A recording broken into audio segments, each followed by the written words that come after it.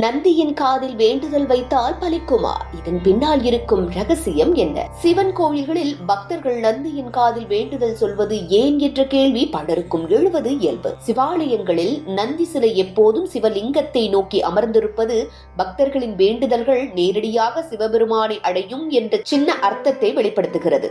நந்தி சிவபெருமானின் வாகனமாக மட்டுமின்றி அவரது மிக நெருங்கிய பக்தர், காவலர் மற்றும் தூதுவர் என்று உயரிய நிலையையும் பெற்றவர். ஆகம மரபுகளின்படி இறைவனுக்கும் பக்தர்களுக்கும் இடையே உள்ள பாலமாக நந்தி கருதப்படுகிறார்.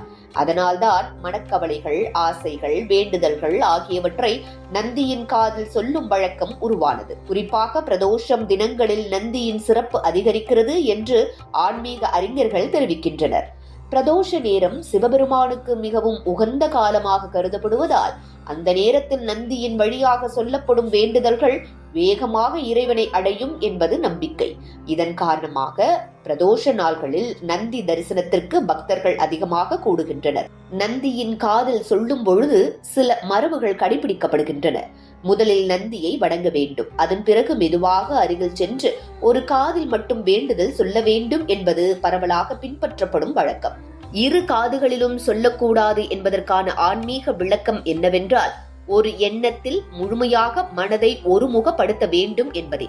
ஆன்மீக விளக்கங்களில் கூறப்படுவது என்னவென்றால், நந்தியின் ஒரு காது பக்தர்களின் குரலை கேட்கவும் மற்றொரு காது சிவபெருமானை நோக்கி இருப்பதாகவும் கருதப்படுகிறது.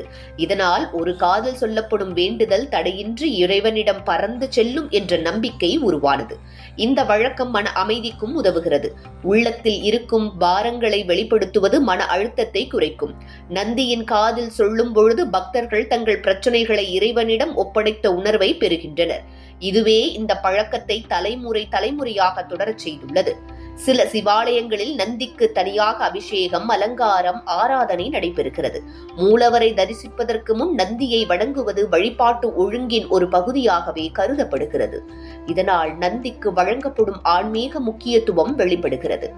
நந்தி பொறுமை, கட்டுப்பாடு, நம்பிக்கை ஆகியவற்றின் சின்னமாக பார்க்கப்படுகிறது.